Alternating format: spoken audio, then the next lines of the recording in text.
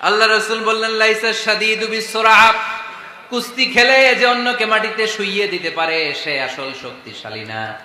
ইন্নামাশ শাদীদুল্লাযী ইয়ামলিকু নাফসাহু ইনদাল গাদাব, রাগের মাথায় যখন নিজেকে যে নিয়ন্ত্রণ করতে পারে আল্লাহর কাছে ওই ব্যক্তিটাই শক্তিশালী।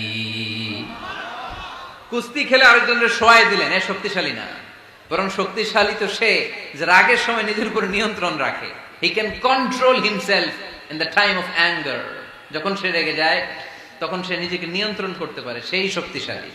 কুস্তি খেলে আপনি হোতায় দিলেন আরেকজনকে, আপনি শক্তিশালী না। এজন্য রাগকে নিয়ন্ত্রণ করতে রাজি আছেন তো? এক সাহাবী এসে বললেন, ইয়া রাসূলুল্লাহ আউসিনি ইয়া রাসূলুল্লাহ, ও নবী আমারে নসিহত করেন, আমারে কিছু উপদেশ দেন। বিশ্বনবী বললেন লা তাগদাব, তুমি রেগে যেও না। সাহাবী বললেন আরেকটা উপদেশ দেন। বিশ্বনবী বললেন লা তাগদাব, রেগে যেও না।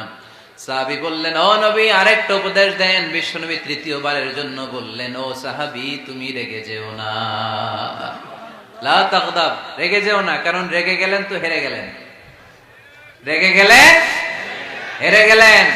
অনেকে আপনারা রাগাতে চাইবে নানা ভাবে, কিন্তু আপনি রাখবেন না। আপনার সাথে ঝগড়া করতে চাইবে, পায়ে পাড়া দিয়ে ঝগড়া করতে চায়, এরকম আছে না নাই?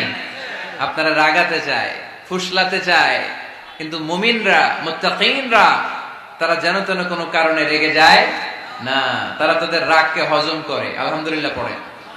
আল্লাহ রাসূল সাল্লাল্লাহু আলাইহি ওয়াসাল্লাম কখনো রাখতেন না, কখনো না। ওনার উপর অনেক অত্যাচার হয়েছে, উনি রাগেন নাই, উনি ক্ষমা করে দিয়েছেন।